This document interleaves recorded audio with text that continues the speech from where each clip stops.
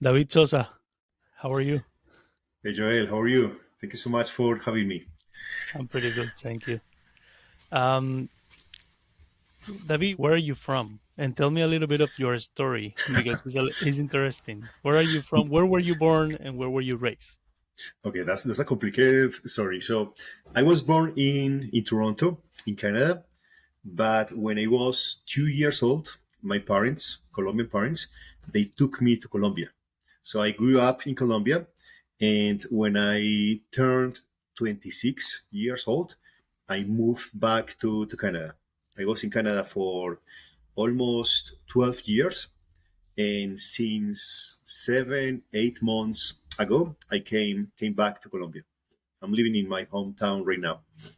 You were brought up as a Colombian kid. You never Yes. thought of yourself as a Canadian. No, no, no, no, no, no. I actually started feeling that connection with Canada when I came back 12 years ago. Because, yeah, as you said, all my childhood was in Colombia, sharing with Colombian people. So I actually consider myself more like Latino, even more than Canadian. I love both countries. I feel so proud of being Colombian and Canadian, but I feel more connection with the Latino culture. And how did that happen? Like, were your parents living in Canada at the time or they were just visiting? No, my dad, he moved to Canada when he was about 20 years old. He's from the countryside here in Colombia.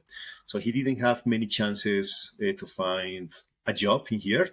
And he found someone who was living there and helped him to move to Canada. So he was there. Then, in one of his visits to Colombia, he met my mom and he took her with him. They lived in Canada for about 12 years. And I was born there, and 2 years after, they decided to move back to Colombia. What part of Colombia are you from? Yes, I am in the Andean region, like the mountains. So I am near a city called Medellin. So I am maybe 45 minutes away from Medellin, in a small town called El Retiro. El Retiro is the name of the town. It's a very small town. The weather is about 15 degrees to 25. It's not very, very hot, very cold. It's like perfect weather. How was Yes. the music ambient in your childhood around you? It was great. It was great. Like my instrument is the guitar, and because of the Spanish influence with the instrument here in Latin America, it's like a big thing in here. You can find, let's say, in one block, you can find maybe 4 or 5 houses with someone who plays guitar. So it's something very popular.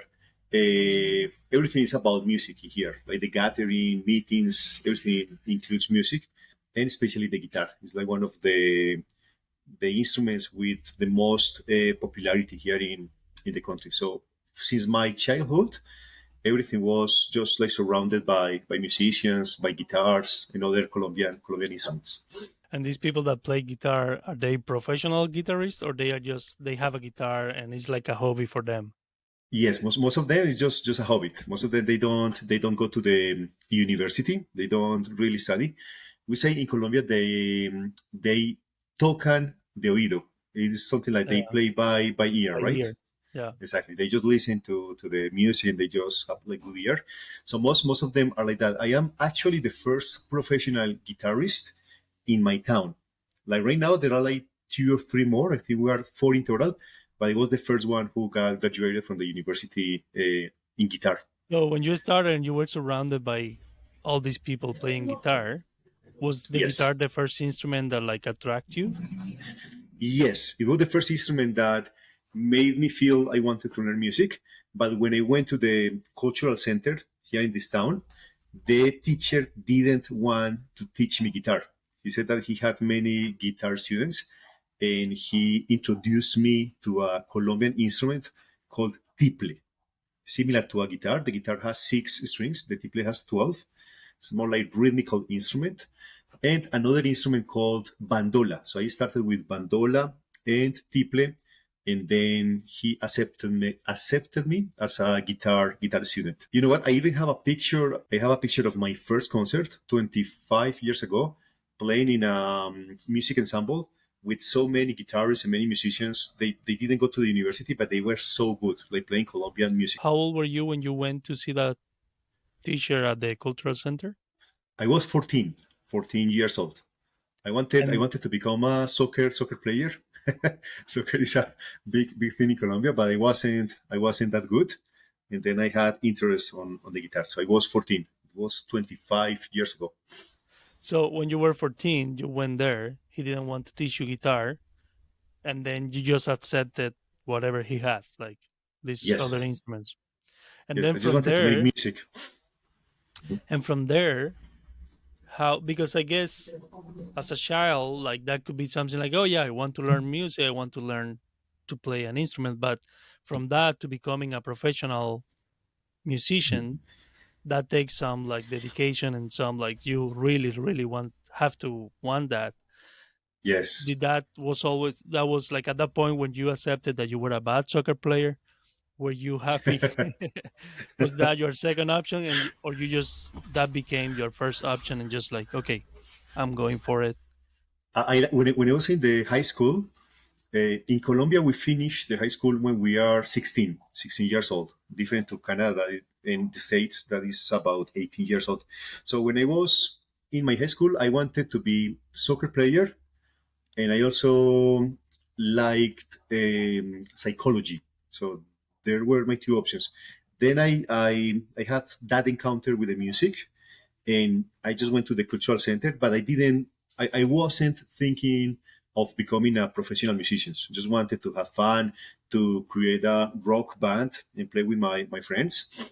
And I would say that when I was 16, that I finished the high school, the first instrument I played, I was 14. Then when I was 16, 2 years after, I had to choose what to do in the university, in college.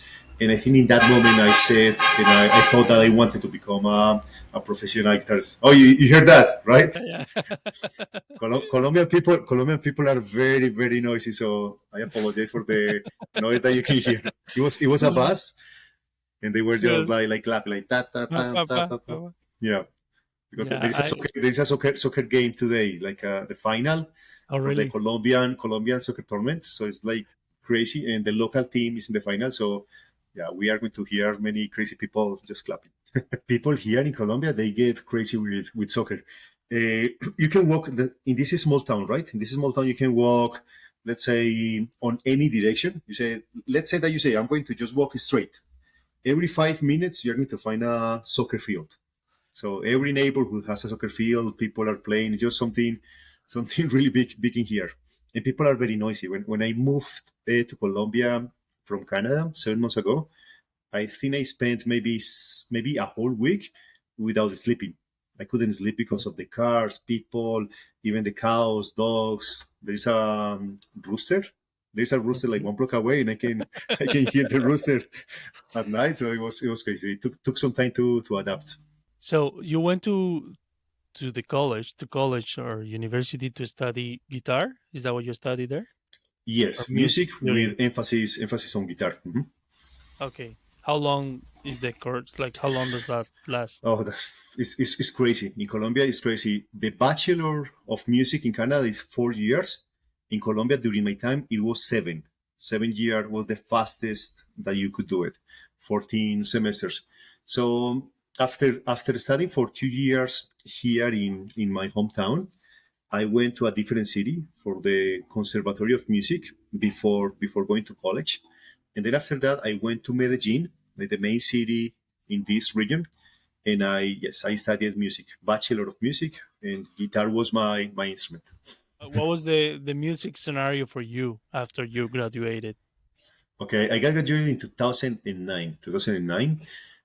During my bachelor's, the 7 years, I started teaching music. So I was teaching first privately. Then I got into some music academies. So I was teaching locally. And I started also performing a lot in towns. So the classical guitar, that is my instrument, wasn't very popular in that time. So I started playing educational classical guitar concerts, like explaining people what is Mhm. the instrument, how does it work, the technique. and I started playing a lot locally in small towns and also in the city, in Medellin. And then when I finished my bachelor, I spent 2 more years in Colombia, performing a lot and teaching. And then I moved to Canada with the idea of doing a master's of music degree. And that's where I met you. Yes, You exactly. We came met. to you came to test before, right? Like you were already living in Toronto. Did you Yes, study in Toronto at all, or I went to Toronto because I wanted to study English and I wanted to study my master's at the University of Toronto. Right. I met the guitar teacher there when I was in Colombia, so I wanted to study with him. I went to Toronto. I didn't speak any English at all, so I couldn't teach. Right, so I was doing carpet cleaning. I was doing carpet cleaning, and at the same time I was learning English, and then I started getting students. So I was doing like a transition between carpet cleaning and then like becoming a musician again. And then I decided to apply to different universities, and I was accepted in Vancouver at UBC, University of British Columbia. So I traveled to Vancouver. I remember in January 2013. That's Mm. when I met you, 2013, and I went back to Toronto before knowing that I was accepted. And in August, same year, 2013, I moved to Vancouver just to study my master's. how was that experience? Like just moving into a new city, starting again. How was Well, that for you? it was great. Like going from Toronto to Vancouver was great because the main goal of leaving Colombia was doing a master's. And when I was in Toronto, everything was very hard for me because I was doing a job that I didn't do before. Like all my life, let's say all money I was able to make was thanks to music, playing concerts and teaching. And the first time that I did something external to music was when I got to Toronto. So it was like difficult to adapt to the city, to the culture. My Mm. English was really bad, so it was also a limitation. But when I went to Toronto, from Toronto to Vancouver, my English was a little bit better. I already had like some Canadian experience, and I was finally doing the masters, right? So Mm. that was the first goal when I left Colombia. So I felt so happy. So the transition from Toronto to Vancouver was easy for me. I got very good friends like you who supported me a lot. But when I went from Colombia to Toronto, it was much harder. I remember that almost every day, the first months, I wanted to go back to Colombia. Yeah. I didn't understand people. I was doing a job I wasn't really happy to do. So it was kind of difficult times, but I was very lucky because I always found people in Canada who helped me. So I wasn't alone. Many people helped me from the beginning. So I was very lucky. Did your parents had any friends like from the time where they were living there still, like that you Oh, contact? that's a story because they had only one friend, and she was her she was a neighbor. So I remember that they told me the address, and they say like, "Oh, you should go to visit her. Tell her that you are David, Regina, and Ernest's son. She's going to remember." So I went to that house. I had a picture of her with me, and I was a baby, like only one year old. Yeah. So I remember that I knocked the door. She opened like a window, and she was like, "Where are you?" Right? And say, "Oh, hi, Jesse. I am David. My parents live here 24 years ago." And she was like, "Who are you?" He was very old, but there was a moment that her eyes changed and she recognized me and she invited me to get in, and she was telling me many stories about my parents. So it was like one of the beautiful moments I had in Toronto was that time. I was visiting her regularly, and there was a time that I wasn't able to go for about a month to visit her. And when I went back, I found that she had passed away. So I Oh, didn't have the chance like to say goodbye. But I'm happy that at least we got that connection, and I was able to meet her. I imagine when you were telling her like who you were and she recognized you, like when you say it's because like I remember the time I met your mom. You when I look at you and I look at your mom, you have that resemblance. Like it looks you look very Similar, people yeah. say the same to me with me and my mom.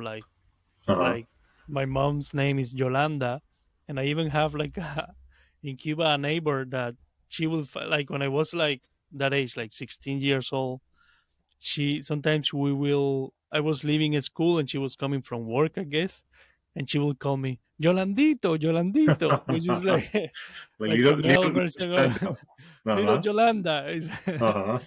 And And I you, hated that. Like I was like, and in front of my friends and everybody's like, "Why did she call you Yolandito?" I'm like, oh, my mom's name is Yolanda, and uh-huh. she is like, but yeah, you see the I, resemblance of I have your someone in mom. here. I have someone in here in El Retiro in this town that I don't know who he is. I don't know the name, but every time that he sees me, he say, "Hi, Ernestico." My dad's name is Ernesto, so they say like Yeah, little Ernesto. Like, "Hi, Ernestico. Are you still playing the guitar?" It's like, "Oh yeah, I'm playing the yeah. guitar." Like, who's this guy? And I never. And yeah, all my life when I was living here, and now that I am back, I always meet him. I find him on meet him on the street. He always said the same, Ernestico, how is the guitar? Oh, it's going well. That's like also my dad in Cuba is from Trinidad, which is like a town, I guess, like El Retiro. It's like a small town Small town, huh? in the center of the island. And anytime we went visiting, like we went like once a year to visit my Mm-hmm. grandmother and my aunts and all that. And every time we went to the town, we will be walking, and somebody that went to school with my dad, and my dad wasn't living there for many years. They will You find still him, and they remember will, him, yeah, they call him Coco. They will be like Coco, Coco, yeah, and it's like like the movie, Coco, like the Mexican movie, yeah. right? But like to him, it was because my dad is really white. So he Oh, was okay, okay, really okay, okay. white. So they call him like he was white as coconut. Like That's happening, huh? Coco is coconut. Uh-huh. And but it was funny because and also in these small towns people are like more friendly.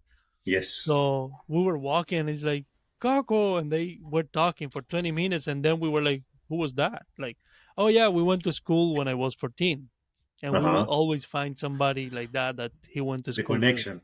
Yeah, Yeah, with this lady Jessie, it was very nice because as I told you, I had a picture of me with her when I was maybe 1 year old. So I showed the picture to her, and of course she recognized herself there, right? yeah. It was very nice, very nice lady, and she supported my parents a lot when they were living there. So it was like very nice to make that connection to meet her. Yeah, that might be a strange, just like seeing somebody like somebody calling you like from the past, like Exactly. oh not from the past, but like yeah, having that connection. That was from the past, yeah. After Yeah, 25 years after, yeah, 25 years and after especially she here saw me the last time. too, especially like in Canada, at least in Vancouver, I found out like it's different to Cuba or Colombia, where people know like the neighbors, like and they are more like Exactly. connected. Uh-huh. Where here is just like yeah, sometimes you live next door to somebody and you You might don't know see their that person. names. Yeah, so that's You- really nice that happened. Mhm. So you came to Vancouver, you started studying at UBC, And you and see, mhm. obviously you. I mean, like I remember you telling me about it and your teacher. What's the name of your teacher at My UBC? teacher at UBC was Daniel Bolshoi. He's a Russian Canadian guitarist. Very very good guy. Very strict. I remember the first lesson with him. He told me like play something, and I played, and he told me like, oh my god, you play really really bad. If I had remembered it from the audition, you wouldn't be accepted into the masters. And I was like, what? So he changed all my technique, my approach to the guitar. He did a great, excellent work with me. He helped me a lot, and he changed many things, and helped me to solve many problems that I had with the instrument. So great teacher, Daniel Bolshoi. What would you say is the biggest challenge for a guitarist? Because I know you have injuries like every once in a while, like you I have had something one. in your Yeah, I had yeah. a really bad one that stopped me from playing for 6 months. I would say that the hardest, depending on the stage. If you are, let's say, a student, let's say, student preparing for concerts, I think the possibility of facing an audience, I think that's something that's very challenging, not only for a guitarist but for any musician. Even if you are like very good in terms of technique, musicality, if you are a great composer, great performer, if you don't really control your head, your mind, you are not going to be able to face like that big monster that could become the audience, right? So I think Hmm. this psychological part is super important. It's a very big challenge, and in the early stages of becoming a guitarist, I think the technique, like creating good habits, going like in the right path, is something that is very challenging if you don't have a good teacher, good instructor with you. Hmm. And also, uh, I mean, we are friends, and when you were living here, we will see each other like um, from time to time. And I Uh-huh. remember one time you went to have dinner at my apartment where I was living at the time, Uh-huh. and I think you came from a concert, and you went to my apartment, or we went to one of your concerts and like recitals, like something, and you came to my place, and then you went home. And Uh-huh. I remember you texting me that just entering your house, you put the guitar, and the guitar Oh man, I fell remember that. down and it broke. And this Oh, it and this was. gi- and I mean, the reason I tell this story is because also, since you're a professional at it, the guitars you have like are specially made. Like it's not Yeah. just something that you go and replace for two No, hundred no. dollars. No, they're my babies. I remember. Yeah, thank you for bringing that happy moment into my life. I remember I cried that day. Yes, I had a concert. I thought I had a good case, like a very good case. I had a very good guitar. It was my top guitar. And yes, I just got my home. I was looking for the keys to open, and I just put the guitar like standing inside the case, of course, like very good case. I put it well, and I just did like a movement. I just touched the case, and the case just went like bah. So I said, like, okay, no problem, right? It's a good case. It's going to protect the guitar. But then when I opened the case, the guitar was like broken, and this is the fretboard on the guitar, right? And this is Hmm. the head, and it got broken like right in here, like the part that keeps the tension. So we can say that this is the most delicate part of the instrument. You can super hard to fix. So I remember that I saw that and I started crying. It was like really bad. Yes. Also And also also when I was very young, maybe 18 years old, that guitar wasn't that expensive, but I remember I went just for lessons. I went out for lessons, and I had my guitar case similar to a backpack like this, but I forgot to close it. So I was just walking when I heard the sound like, "Pah," and the guitar just dropped. And also, yeah, it was super painful. I take a lot of care with the guitars when I play them, when I practice. I have like a cloth so I don't touch the wood with my hands. I always clean the strings. Yeah, it's crazy. no, I know, and I'm learning guitar. I mean, I don't know if you can see here. I have like a case Uh-huh. here Yes. because since I met you, I always wanted to learn guitar. And I mean, as a child, that's another story. I also wanted to learn guitar, and I went to the cultural center in Uh-huh. in my area there, and I didn't. My parents didn't have money to buy me a guitar, so Mhm. I used to go to classes, and I probably I in my head I went several times. Maybe it was only once, but I remember being there. Everybody was practicing, and I didn't have a guitar, so I was just going to a guitar class without a guitar, and I Without the was just like guitar. sitting there listening. And that was always like one of my. I thought like when I can, I will buy a guitar and I will learn guitar. So recently I bought a guitar, and you give me some exercises, you give me some things to learn, and every day I just go and practice and I'm learning. So Uh-huh. thank you for that. Oh And no, I my was pleasure. saying, and you were talking about taking care of the guitar. I always remember, I see people like friends that have guitars and they have the guitars everywhere, but no, in your case I remember you were explaining this to me, like you will come with your guitar, you will put it in the room where you're going to play Hmm. for a little bit, then you will open the case for a little bit and let it Uh-huh. open, and then you will take the guitar because it have Yes, to adjust to the temperature that, like, whatever room you are, because, and the and it makes humidity. sense, you come from the cold outside and then you bring it into a room that is warm and then you just open it and yeah. It's very funny that you mentioned this because yesterday night, I played a concert and I did exactly the same. And the guy who was like in charge of like checking the sound to do the sound check, he was saying like, "Oh, just let's go, let's do the sound check." Like, "No, we just need maybe 5 minutes before I open the case." Yeah, it's because the wood is hydroscopical material, so gets affected by the different changes of humidity. So as you said, if you're in a different environment and you get into a venue, the Mhm. temperature, the humidity is going to be different. So you just need a little bit of time just for the wood to get that transition, right? Instead of just opening and changing that. Guitars, like especially guitars made by luthiers, like very good guitars, they get really affected by humidity changes. And very expensive guitars just get broken. I remember Jeffrey McFadden, the guitar teacher at University of Toronto. Maybe one of the best, if not the best, classical guitarists in Canada. He went from Toronto to Montreal to play a concert in a winter, and when he opened the case, the guitar got broken. It just got a crack. Like, and we're talking about like $40,000 guitar. It's not something cheap. So yes, we have to be super careful. I even have a hygrometer inside the case. The hygrometer is the device that measures the humidity. So every time that I open the case, I know what the humidity is in that moment, and I know if I need to lower the humidity or increase the humidity. Hmm. That's an interesting topic and important for musicians. Yeah, I also remember you told me about something that you put between the strings just to keep the humidity because of Mhm. the dry, like with the heaters in the winter here, like it gets really dry. So Mhm. I remember.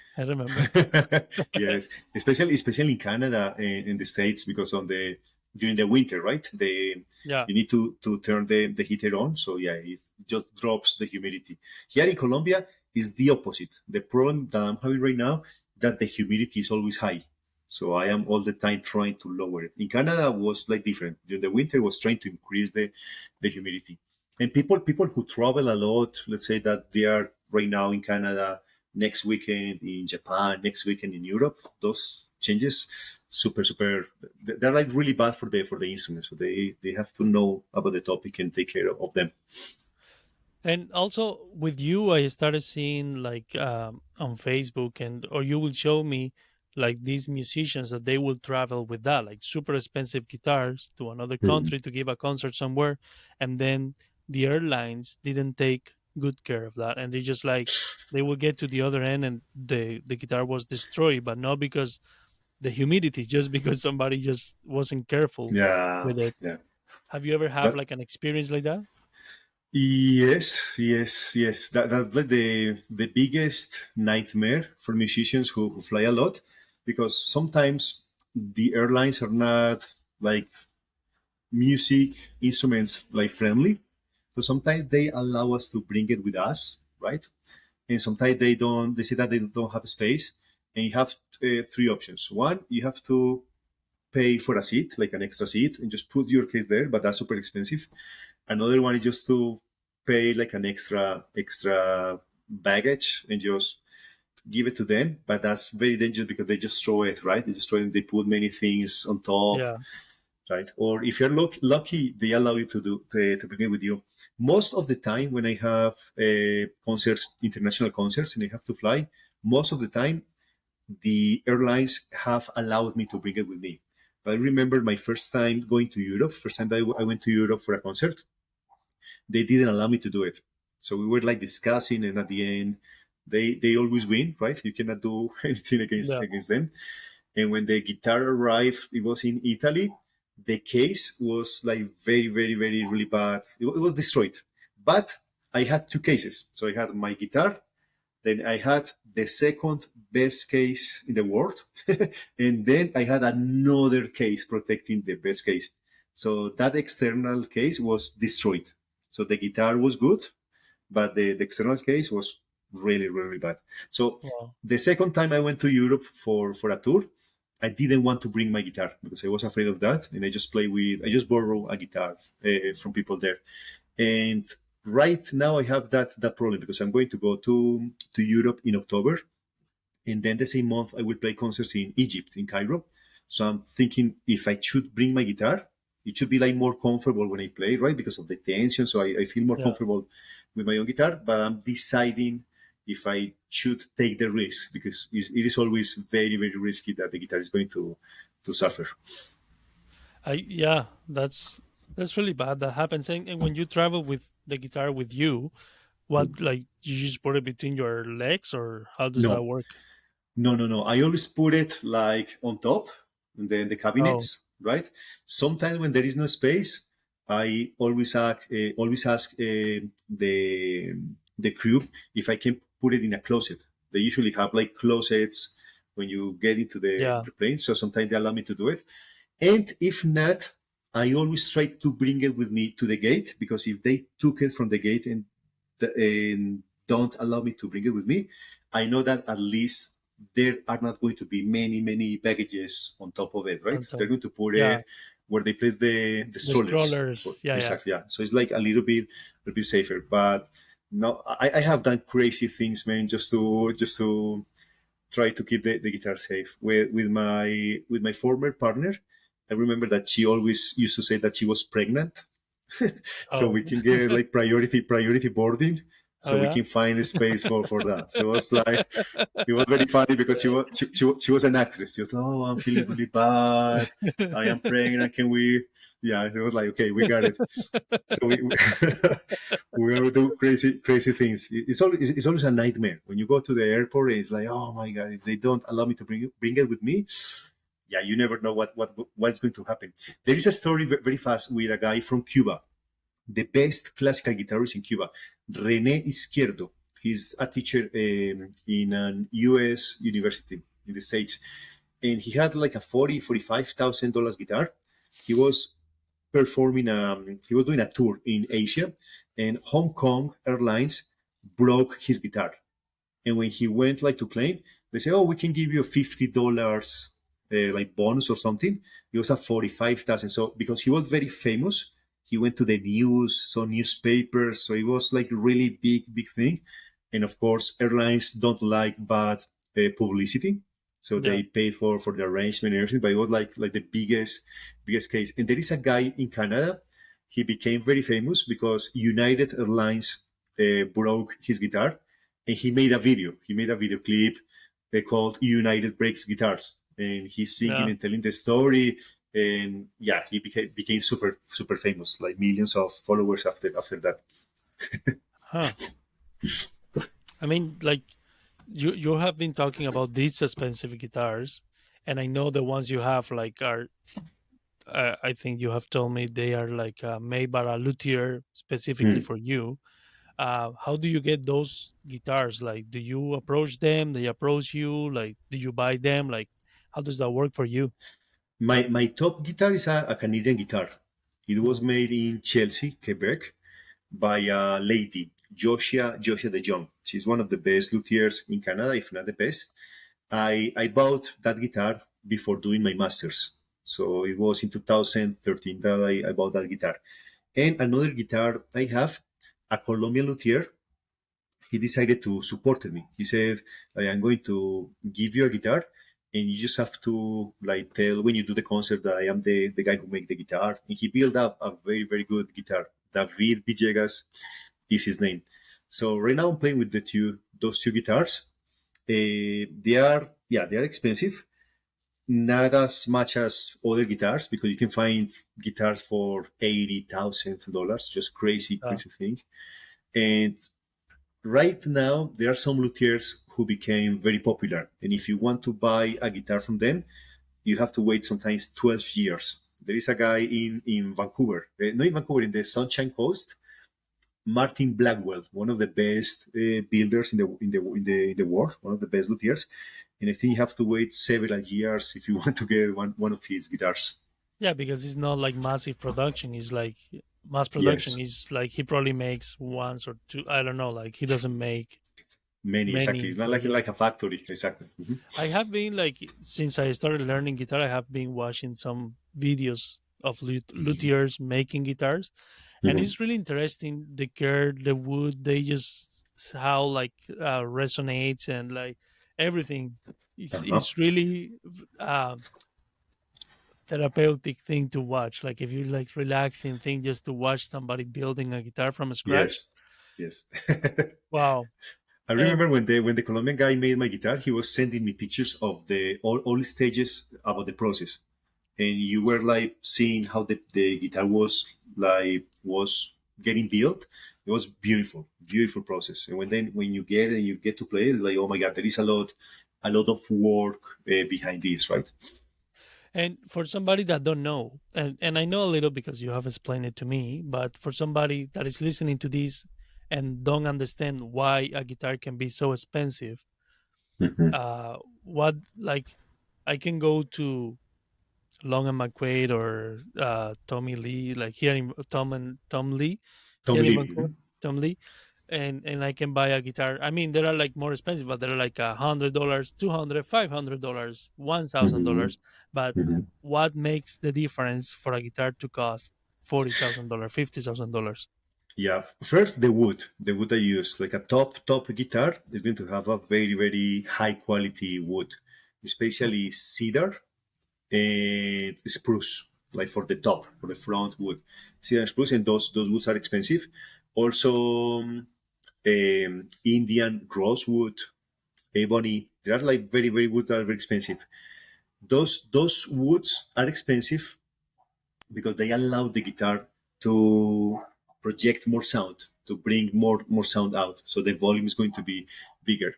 Also, when you get a guitar from a luthier, they are going to sometimes they're going to measure your hands, so you're going to feel more comfortable when you play it. The distances between the frets. Another thing is the precision. If you go to music stores, I will say, and I am pretty sure about this, that maybe 98% of the guitars that you find there have some problems with the tuning, with the measurements. So Mhm. they are not going to be, they're going to be good if you want to start, you want to study. But if you're a professional guitarist, you're going to find a lot of problems with the tuning. It's not going to be good. So there are so many details that can be achieved only if you take a lot of time to do it, because you have to do, let's say, part of the process, and then you have to wait some days for the wood to get in a different stage and then keep working, right? What happens with the cheap guitars is that they are made in factories, right? So they just produce like big production. So one guitar, two, three, four, five. So they don't give the time that the wood needs, like to where's the word, like to settle down before continuing with the next phase of the process. There are so many different things. Also, there are some luthiers that they became just very famous, and they also sell guitars like at a crazy prices, but it's because they are just famous, right? Yeah. They say that John Williams, one of the best guitarists in the history, plays with this guy's guitar. So this guy is going to put the price also super high. I have like two guitars, and one of them is the first one I bought. And I always Mhm. remember like you were living in Vancouver at the time, and you were telling me, "Hey, whenever you buy a guitar, just let me go with you, and I Mhm. can." And I think we did that once. Like you went with me to the Yes. store, and we were just testing a few Testing, guitars, and you were like, "Okay, this is the one that is not so huh? bad." Exactly. Yeah. uh, yeah, no, but it's really interesting. Like I mean, the guitar itself, like now that I get to play it and I Uh-huh. know the happy birthday song. Uh-huh. No, but like Exactly. I have learned a little more than that and I practice. And sometimes for me, I get to at home. Like sometimes even if I'm working on the computer or if I'm just doing whatever, I just sit on the couch and I have one that is just like exposed right there and just take Uh, it and I just play and it's so relaxing for me. Relaxing. I Exactly. love Yeah. it. But in your case, that you do it professionally, I imagine you have to dedicate some hours of your day to Yes. exercise and practice? What's your daily routine with the guitar? Okay, so my daily routine has changed a lot. Like when I was a student, I was crazy, just practicing so many hours. Then when you get graduated and you have to, let's say, produce money, you have to work, right? You don't have a lot of time just to sit down and play. So it was reduced. But right now, I am practicing about 2 hours, at least 1.5, 2 hours every day, depending on the concerts. If I have like a concert coming soon, I practice more, right? If I don't have a Mhm. concert coming soon, I just try like to keep my repertoire. It's so hard because look, you learn a piece. It could take several weeks to learn a piece, and then if you don't play it for about a month or something, you are going to forget it. So you have to find time to keep all the repertoire that you have, and at the same time to keep learning new repertoire. So right now, I practice about 1 hour and a half or two at least, sometimes more. But yeah, I would say that the least is 1 hour and a half and 2 hours, depending on And that concerts and things. and that includes all the warm up exercises, because that's another thing I learned with you. Like you just like every finger, every like movement of your Hmm. hand, you just warm it up before. Yes. We don't really like to warm up too much. Like musicians, we just want to get the guitar and play, right? Is the fun part. But if you practice for many hours and if you practice like high level stuff, high level pieces, you can get an injury as I got, right? In 2000, back in 2018. So you really have to do that, like a stretch. So for me, I just stretch about 5 minutes and I always start playing something easy. I don't get with the crazy stuff, something easy and just little by little getting the hardest things. And with the years, I learned when it is the right moment to stop. Before I was practicing many hours, I got some pain. It hurt maybe in the fingers, and I just kept playing. Now, if I feel some pain or something, I always stop, relax, stretch again. After the injury, I changed my way of playing. I understood how to get more relaxed when I play, how to release tension, so just to avoid injuries. Now that you say the injury, I remember. I mean, I imagine you have played with injuries, right? Like being injured, you maybe not so like at the very top of the injury, but like sometimes you have like pain and you have to play. And you have to And I play. remember Yeah. one time I went to see you at the Vancouver Public Library, Mhm. and you had a call. And I remember you were just like, Oh, you did. I don't think you sneezed during the concert, the recital. But what do you call a concert or recital? Is there a difference? eh, Like, many people call it the same way, but recital is more academical thing. Recital is more when you are in the university, for example, okay, and you are playing in front of the teachers. Concert is when you are a professional. okay. So in that case, that was a concert The at the concert. public library.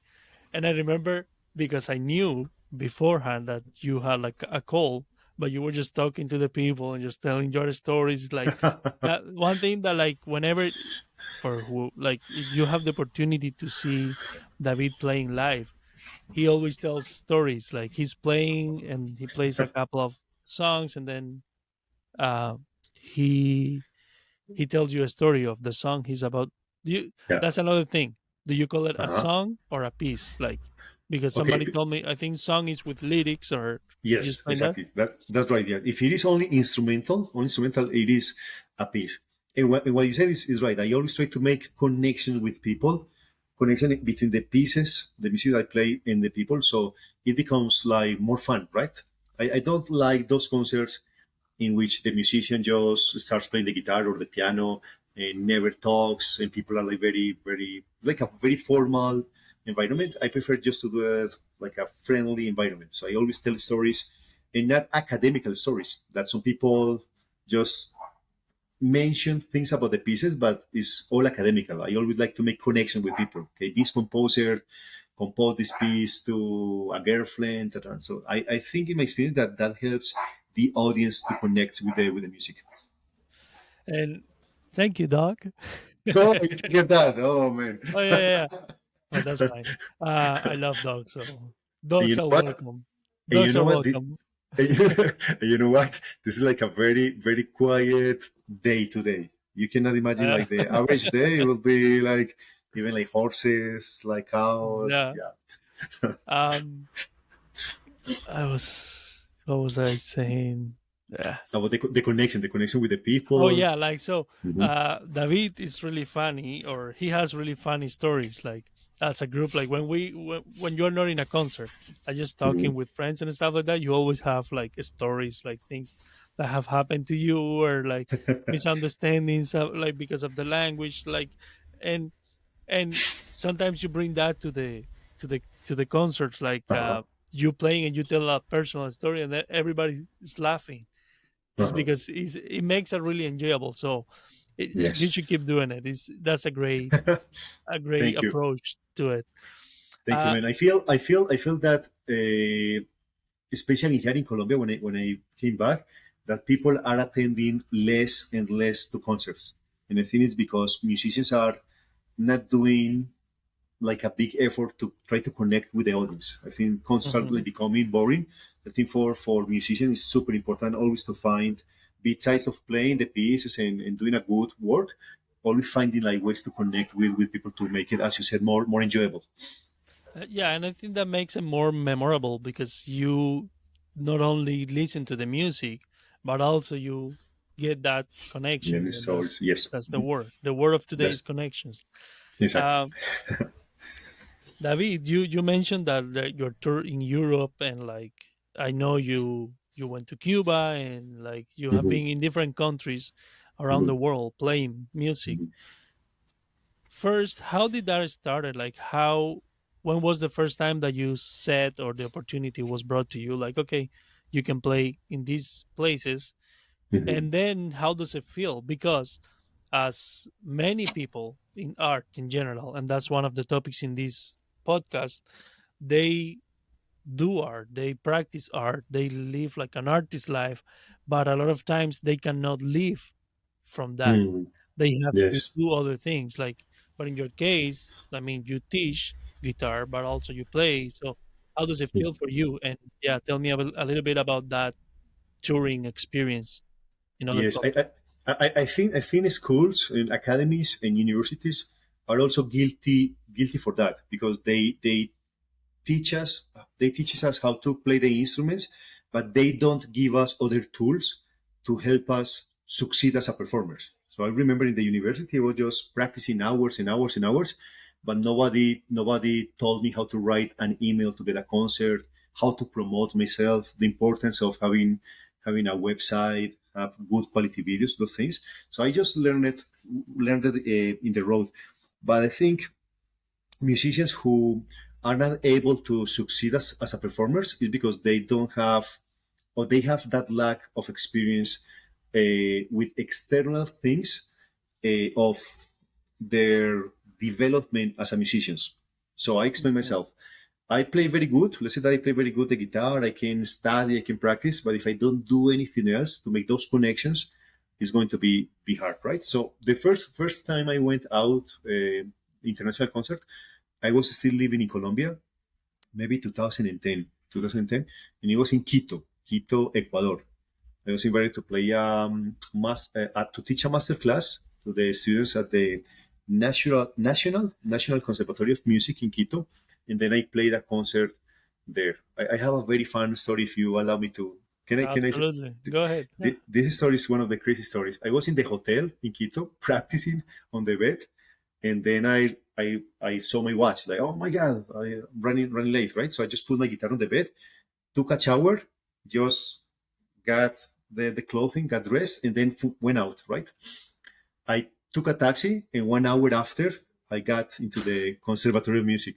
And when I opened the case, I didn't have a guitar, right? I just took my guitar because it was a hard case, right? It was You very heavy, so couldn't. you did notice. Man, it was very scary when I was there and I didn't have a guitar.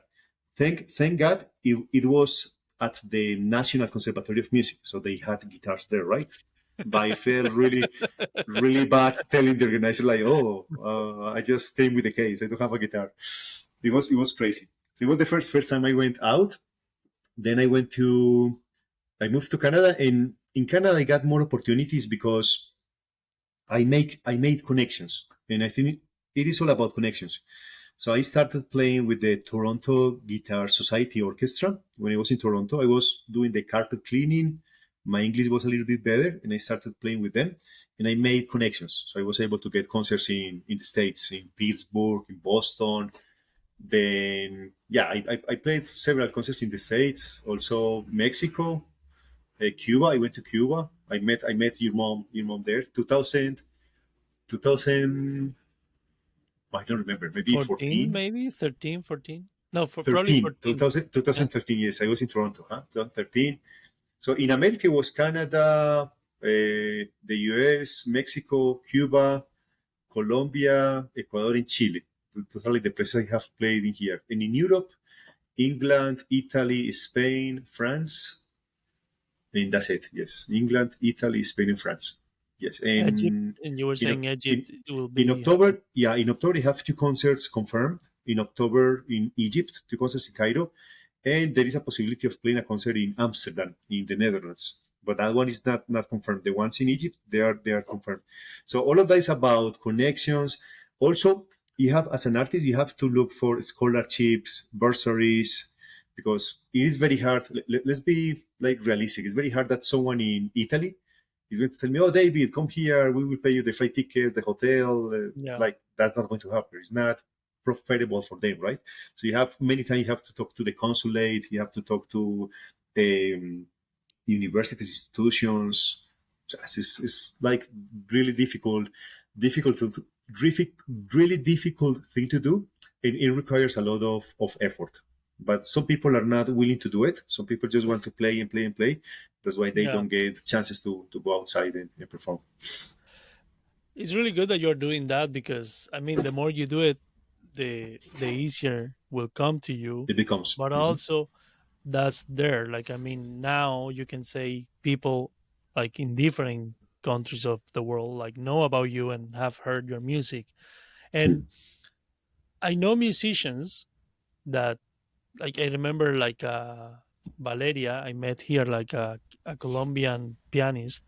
She's a classical pianist, but at the time like when I met her she didn't compose. She played music by others Mhm. and she was amazing, but she didn't compose at the time. I don't know now.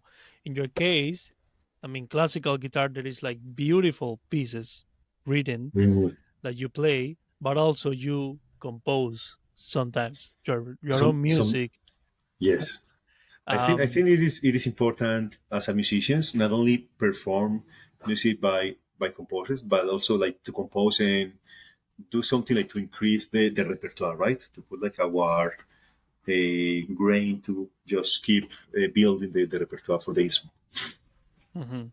And is that something that you study? Like, is that part of the music career, like at a school, or that's something that you one day you just like, I know, and you just started doing it? I never studied composition, and I don't consider myself as a composer. I have composed several classical guitar pieces, also rock music, bossa nova. I have like compositions in different styles. Yeah, I never studied composition, but sometimes I just feel that I want to create something by my own. But I'm not a composer for two reasons. Because I don't do it with consistency, like a real composer is able to compose at any moment. For me, I need to be either very, very happy or very, very, very sad. That's like when I compose, right? Yeah, so I just think that it's important to do it, although we are not like big composers that live of that, but you have to be able, in my opinion, to create something by yourself and share it with the audiences. So I have several pieces, but only a few years ago I started really playing them in concerts. I was like very shy with my own Mhm. music, and I started like playing them in the concerts, and yeah, it was like good. Like people I think like them. One of your compositions, um, El secreto del hada, Oh, el El silencio silencio de del la. hada. That one, I ask you, I'm working on a film. I'm writing a film, and like I want to use that piece on my film, and I already use, yeah, in my short film for 30 Maria I have one moment where I Uh-huh. say like, oh yeah, now we're gonna play some music, like some music from David Sosa, and like I introduce you, and I play one of your songs, like Maria. Así But que, this María. one, you told me a really interesting story, and I don't know if you want to share it, like El Silencio del Hada. Very Yes, like, would you like to share that story, because I think it's really sure. fascinating.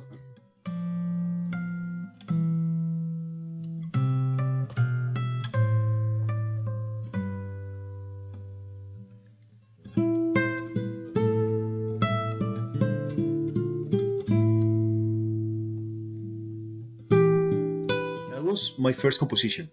First time I composed something was El Silencio del Hada, the fairy silence, and I did it. I don't remember the exact year. Maybe 2005, 2004. It was a long, long time ago. I was teaching in a place very hard to explain in English. It's a place where girls who had like really bad experiences were like took there, were brought there. So let's say one lady had problems because the dad was alcoholic and was violence. You know what I mean?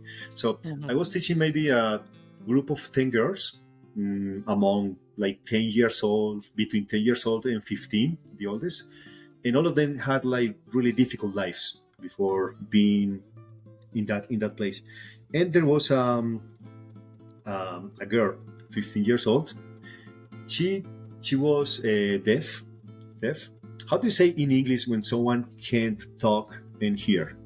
What is the name of that? Do you know? Can talk or Yeah, when cannot talk? someone cannot talk and cannot hear. What is the term in English for that? I don't know. I think Okay, like but mute. Like I don't know. mute. Those are the words like I haven't used in English. I don't know. I think Exactly. Yeah, mute and deaf, but like I and don't deaf. know. Yeah, she Yeah. wasn't able to speak and she wasn't able to hear, right? But she was in the music lessons because the people in that institution wanted to have like a different environment, right? Be with a group of people. So one day I recognized it. I wasn't prepared for the lesson. I didn't prepare for the lesson. So I said, okay, what am I going to do? So I asked them, okay, grab paper and pencil and please write what is music for you. What is music for you? So everybody was like writing and she was doing like, I have no idea what is music, right? So some of the girls were able to, what is the name of that? Signal language, right? So they were Mhm. communicating with her, explaining what I wanted from them. And she said, I don't know. So I called her, said like, hey, come with me, and I played something on the guitar.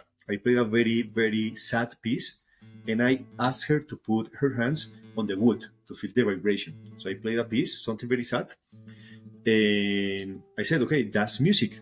Just write down what you felt just by the vibration. And she wrote sad. And it was like, hey, how do you know that this is sad? Because I didn't make any sad expression, right? And I said, okay, let's do the same. And we did the experiment like 3 more times. And I played something like happy, happy, sad, right? And I didn't do any faces. But she was Mhm. just like feeling the vibration and she was playing like happy, happy, sad. So I was like crazy after that. So I was researching how is it possible that a person just through the vibration can feel something, right?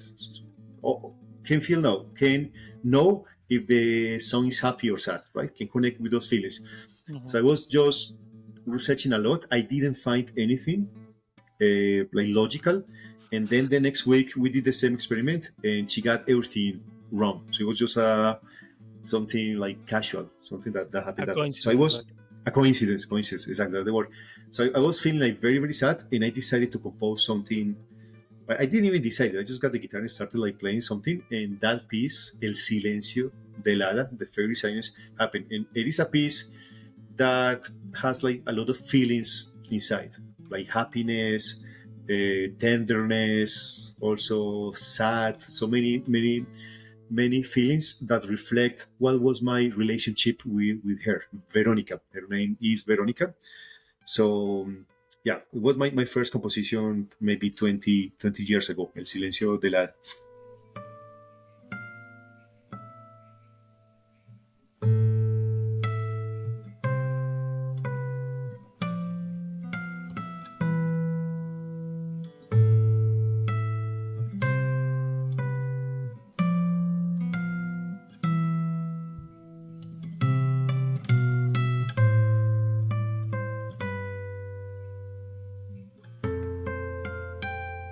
that's a beautiful piece, and again, hopefully we can listen to it on one of my films. In my film, the one that I'm working on. Thank you Um, for being willing to use it. Thank you for oh wanting to no, use it. I love it. Like I mean, like as a filmmaker, I'm glad that I know musicians friends, like friends that are musicians, and it's like anything. Like you, I have friends that are designers. Like like working on the posters. Like I have friends that are musicians. I have friends that do this and do that. Like and talking about connections or what you were saying before. Like you have to surround yourself and with people that can. I mean, I think it's a collaboration. Like because I film. I think yeah, one Tube of your is videos and like tube. we have yeah, and we went to and one time we had a project and we asked you like and we did have like an interview and like I mean You it's support a beautiful you supported me a lot in Vancouver. I have to tell you. I know I have told you this, and I want to tell you again because the first professional video that I ever had was thanks to you. I remember that it was Milonga, an Argentinian Mm, yeah, composition, and you made a very nice video. That video is on YouTube. And then I remember that you asked me for a piece from a movie that you like, Cinema Paradiso, right? Cinema Paradiso. Cinema Yeah, Paradiso, and you asked me that's my like, favorite hey, film. Yeah, you told me, you say like, if you learn this music, I will make a video. You say, of course. I will just yeah. I learned it, I did it. It was literally like that because I saw on YouTube like I watched like arrangements. And I was like, hey, like if you're ever looking for a new piece to learn, like I mean, this is beautiful, and it's an Ennio Morricone uh, composition, Very nice and one. Very nice one. then you find the arrangement and you play it, and it's like okay, let's make a video, and I I love even that. played it in I even played in Sicily, in Oh yeah, Italy, the island. I played there, so people really like that because they know Ennio Morricone's music, right? yeah. No, I mean Beautiful piece. Ennio Morricone's compositions like were amazing. Like all his music is really like it puts you in the mood, and that Cinema Paradiso is I was like I'm just editing right now one of the episodes. I was talking to an actress, Marnie, Uh-huh. and I was telling her about Cinema Paradiso and why is um, my favorite film. Uh-huh. But yeah, music is beautiful what it can do. And Definitely. David, you were mentioning like you have done rock music like composition wise, but I know you also played rock music before. Hmm. And I Yes. even saw one time like a photo of you like with long hair, like a really young David Sosa before classical, because classical guitar is also like more like you are Uh-huh. always with a More suit and like kind of formal. like Yeah. when does this rock phase happen, or is that still something that you enjoy or I still listen to rock music. I would say that rock is the type of music that I still listen to the most. Rock music, the one that I like the most. But when I play, rock is not the music that I like the most. Like, I like to listen to it, but when I play, I prefer something different, like Latin American music. I'm working a lot with Latin American music, but instrumental music now. Uh, Thanks to rock music, I started becoming a musician, right? Because when I was a child, I used to listen to a lot of rock bands, and then I thought, okay, why not to learn how to play the guitar? And that's what took me to the cultural center to start music lessons. So I still play right now with my girlfriend. She's a singer. She likes rock. So 2 weeks ago we did a rock concert, like Spanish Mhm. rock. In 2 weeks, not the next Friday, but the one after, we're going to play also a rock concert. So it's something that I really, really enjoy, something that I feel like connection. But again, I prefer to play other types of music, but I also like rock for sure, and I play it from time to time. Very And well. when I And was younger, when I was younger and I started with the music, we created a rock band. So it was like my first musical, one of the first musical experiences. So we had a band, like just teenagers, and we're like playing locally. We never did something like really big, like going out of the country, but we play locally in many towns. It was fun, very, very fun times. mm, And your albums and I mean, your album is only your own composition, so you play also, because I know Mixed. It you is have. mixed. Like my first album that I recorded, it had some of my compositions and compositions by other guys. Then I recorded something called Travesía with a saxophone and guitar. So we did the arrangements, but mostly music of the saxophone player. Mm, So my I have my music on YouTube, also my website. Yes, YouTube and my website, you can find it. But I haven't really recorded much on CDs. Right now, I'm just performing a lot. For me, recording a CD wasn't like a dream. And after I recorded my first CDs, I collaborated with many others, even documentaries. But it is not something that I really like to do. I prefer just to play live. That's what mm. really connects me and makes me happy, like playing concerts. If I don't have a concert coming soon, if I don't have something in the calendar, I just become like very sad. So I always need to have something. So I played yesterday, 1 week ago I played again. This Friday I will play a concert in a theater, classical guitar, then rock in 2 weeks. There is always something, and that makes me like keep motivated and happy. The contact with the audience, I really need that more than being in a studio recording an album. I really need to be with people performing. And how about teaching? How Teaching like yeah. teaching is going well. Look, I started teaching when I was 14. When I was 14, the same year I started playing music, I had my first student.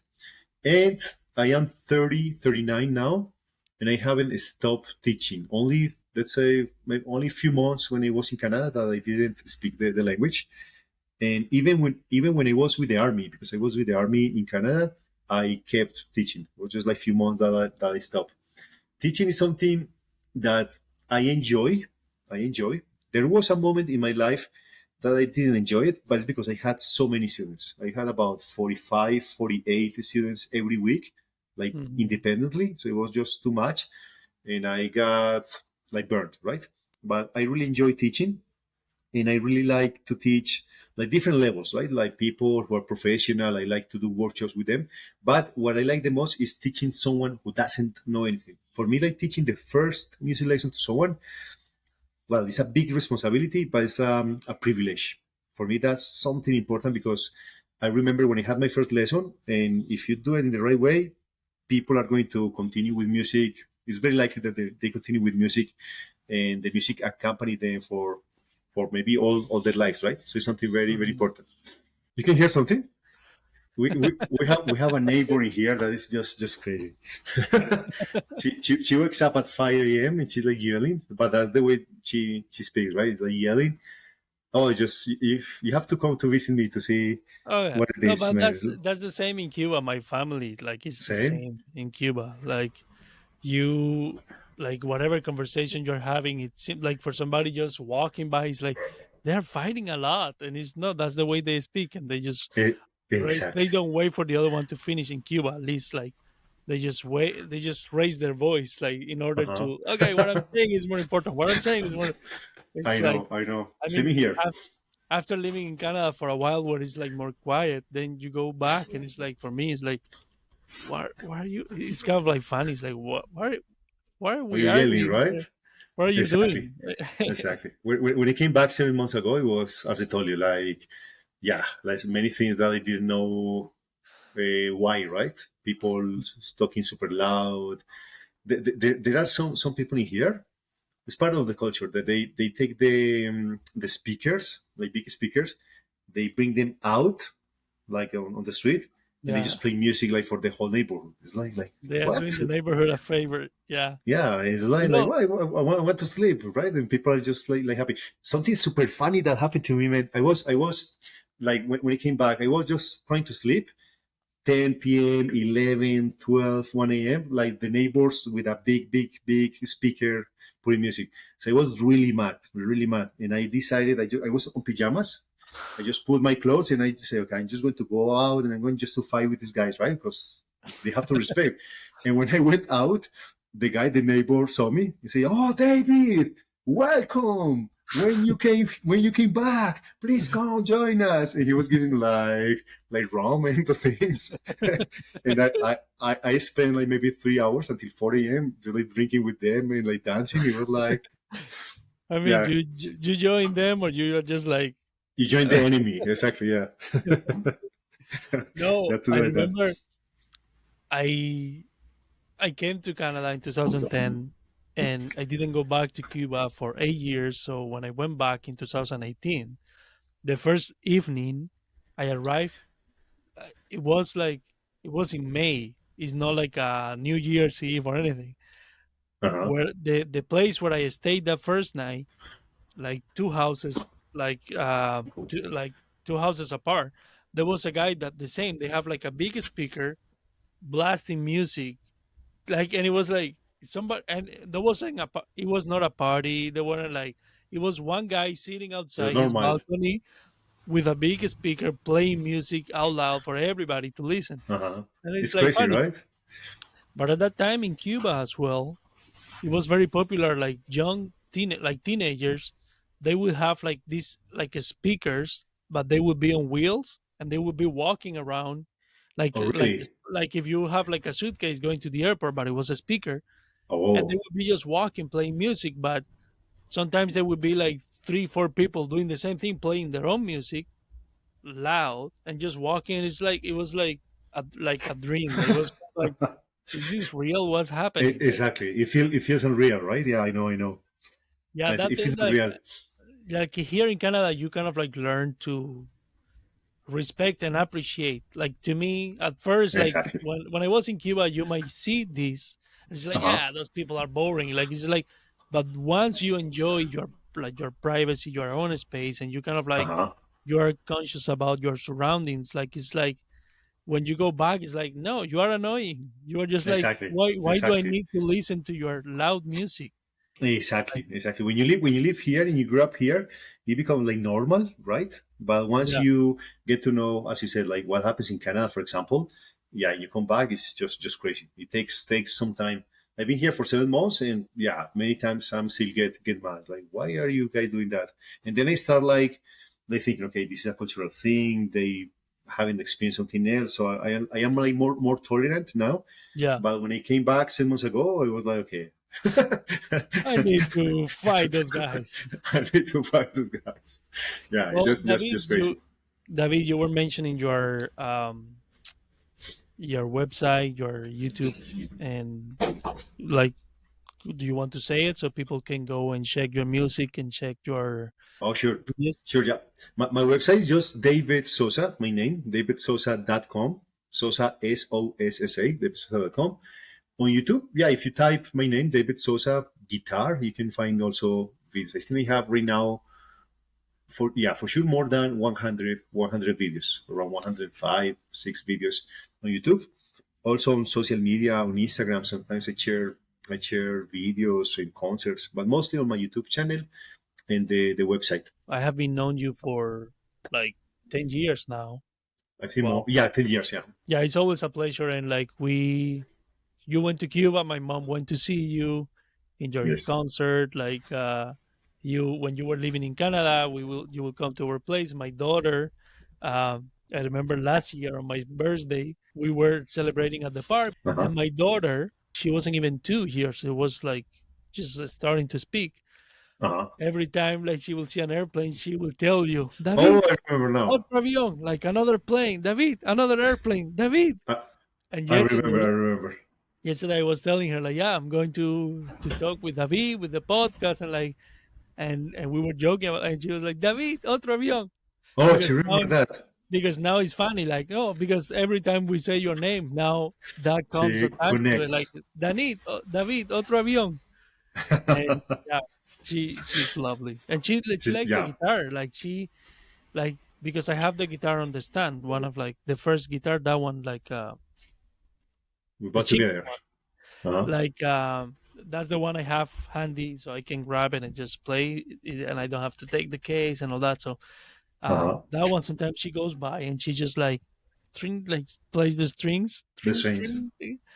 Yeah, I, she I, I I watched a video. I watched a video of her with the guitar. She was like doing like this. So yeah, Yeah, because It's very nice that you and Juliana um, like show that environment to her. You know what I mean? Like something artistical. Her mom, right? Juliana with the art, you with yeah. all everything that you do. Very nice that she's growing up in that environment. That's super healthy and Well, positive yeah, for children. and so I mean, I didn't have that growing up, like that reference, like, but she, like, I mean, she have seen one of my films because it's like appropriate for her, like, and she will understand, like, for 30 Maria. Uh huh. She have seen it. Also, I have a book where I have photos of the shooting, like when we were filming that in Cuba, and she sees my wife like doing her art projects, and like we have art, like my wife, some of my wife's like art pieces are at home, Paintings. Uh huh. and my wife takes her to art galleries like every once in a while, so she's exposed to art. Also, That's great, my sister-in-law, Carolina Silva, Carolina. Uh huh. she's a musician as well, and her other sister, like my wife have two sisters, one is a dancer, like a professional dancer, the other one is like a singer, and the Singer. other one, my wife is a Juliana. visual artist. Uh So huh. she sees art, my daughter is That's exposed to art, nice. That's and very nice. we notice it, like she loves music, she like dance, like she drawing, like she's not drawing that often now, but at some point she could be like an hour just drawing, and That's it's like great. we love that, like we loved art obviously at home, Uh huh. and we loved and think it's very important to expose kids to that so they Exactly. can get more creative, and also they have like what I was telling you about the guitar. Whenever I feel like, oh, if I'm stressed or something, for sure, but like sometimes I'm just like, let me get the guitar, and I just Uh huh. start practicing playing, and it's not stressful, it's kind of like Relaxing. a release, a relaxing activity. And for Uh my huh. daughter, she have those tools available to her, so she can also experience that. Yeah, I can't So agree more. You're right. yeah, Mhm. I think it's very important to expose kids to that. To that. And Mhm. I was talking to a friend the other day, and like when I was a kid, like my dad or my mom, they never took me to a movie theater, no, never took me to a theater, like yeah, that didn't exist, of course, like a communist That's a country different, where exactly. like there is no food, there is no Yeah. like transportation, like I mean there are other things to worry about. The priority was different, Yeah, the exactly. priority was like, how, okay, let's put some food in the table. Exactly. Yeah, Exactly. at least for us, like so. But anyways, David, muchas gracias, thank you very much for being here today. I appreciate you. I think this has been a really successful episode. Thank you, David. Muchas Thank you. gracias. Thank you, Joel. Thank you so much for having me here. It was a pleasure to seeing you again, talking to you, and thank you to everybody who is listening and watching to this. Hope to see you Yes, soon again, my friend. we will do another one in Spanish for sure. So if you also speak Spanish like both of us, you can, yeah, just stay tuned for that because that will be coming at some point as well. Okay. Perfect. Thank you everybody. Have a good day.